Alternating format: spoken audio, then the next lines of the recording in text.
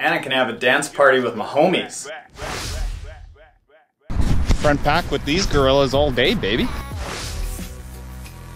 I love this arts and crafts rig. Morning, Trainiacs. Got a long way away. Let me get you in here. Thursday morning ride coming up. And it is chilly outside. It's just over freezing at 2 degrees Celsius. There's frost on the car windows out there. Yeah, I wasn't kidding. And unfortunately, I don't know how much I'm gonna be able to bring you along to the ride because that stinking cheap GoPro mount that I got, it broke over the weekend. I'm broken, GoPro mount's broken. I broke Pete and Gracie by biking them into work yesterday. But that's all fun. You guys have just been a dream since then. Let's see if I can get through a ride without a flap though. And a little less of that, a little more of that, a little bit of toque, some super cool shades, a super safe helmet, an unmounted GoPro, a Garmin 520. Where's my saddlebag? Last week I've been talking about how awesome it is to ride with a saddlebag. A saddlebag for extra safety, an iPhone 7 Plus, and some super warm mitts. I am maybe just a minute late to the group. They better not leave. I had to go back and get the pump, the new Triathlon Taren red pump.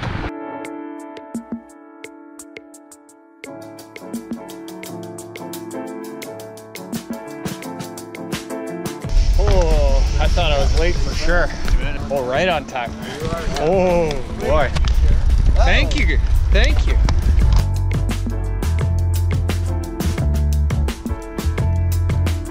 It was all wise race tactics there, Derek.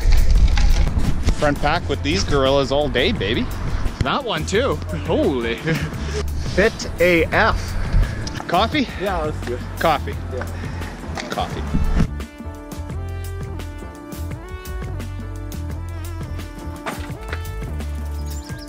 All right. I gotta document this here. Check this out. There are numbers on this power meter that I don't think I've ever seen before. Here, do you see that there? Right there? Maximum power, 958 watts. I didn't think I had that in me. I don't know if that's accurate or not, but geez, some crow. And I think I can tell you the exact moment that happened. I jump on the back of the group and gave about 4 or 5 really good pedal strokes to get there. And it hurt. It hurt. You know what? Guess who's not here today? That means nobody's here today but me. So I got all the room in the world to do whatever I want. I can store my nice bike on Mel's desk. I can take a nap and drool on pillows. I can do cartwheels down the hall. I can use both beanbag chairs to work. This is actually really nice. I can work at my standing desk in my underwear, just cuz. And I can have a dance party with my homies.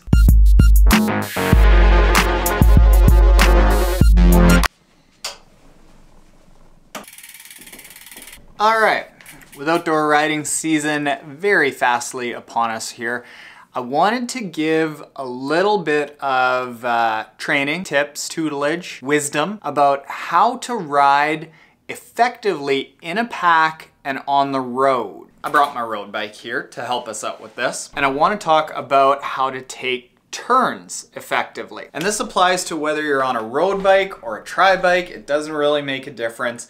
The leverage principles that allow you to stay safe and be fast in a turn are the same. So number one, let's say you're taking a turn and you're going that way. You're turning left. What you want to do is have pressure on the inside handle. So if I'm turning left, I want to have pressure on the drop or the handlebar in the direction that I'm turning, and then pressure on the outside foot. And what happens is because you're putting pressure on the inside and pressure on the outside, it helps keep your wheels locked onto the road and you don't get that skip out. If I'm turning that way, it's the exact opposite. Pressure on the inside handlebar and the outside pedal. For the next tip about cornering, we get to have arts and crafts time. All right, let's say you are riding in a pack of bicycles, or you could be doing this on your own, and you've got to turn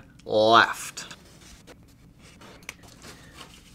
Let's explain this as if you're just going by yourself. How you want to go through a turn is to go wide, narrow, wide. So this is narrow, this is wide. This is narrow, that's wide. What you want to do, if you can, without crossing over into traffic, is start wide, go narrow into the turn, and finish wide. And why you want to do this is because it drastically reduces the turning radius. If you're starting from over here and you want to get around really tight, that's a 90-degree turn. If you're starting wide and then going narrow, that's a 45-degree turn, and then another 45-degree turn gets you your 90, and it's drastically easier to come in mellower. Instead of going like this, you're going like this. And because there's no real harsh turn right there in the corner, and you're going consistently through, you can keep a very constant pace. And the critical thing is not how fast you come into the turn, it's how fast you're able to go out. So if you're decelerating less coming into the turn, you can hold a good chunk of the speed and get out a lot quicker. And it's that deceleration that you'd see here, and then an acceleration that'll tear apart your legs and it'll slow you down as you're coming out of the turn here. So you want to go, like I say, wide, narrow, wide. And that'll allow you to conquer all the turns as fast and as safely as possible. There you have it.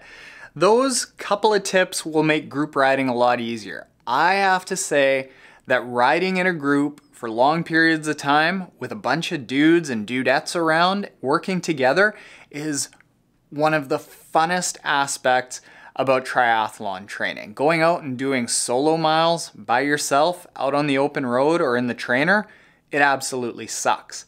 But getting out there with a gang where you can chat, you can have fun, you can share in the suffering, that's all part of what this Trainiac community is about. And if you develop that group around you at home, it's gonna make training a lot more enjoyable. So, yeah. I love this arts and crafts rig. I'm gonna go ahead and call it a day and go home and wrap up a little bit of work. And then tomorrow's Friday. And oh my God, tomorrow is a massive swim day. Oh, I think we're talking like 11 to 12K swim. All right, early to bed, 4:30. Gotta be in bed a half hour from now. See you, Trainiacs. Later.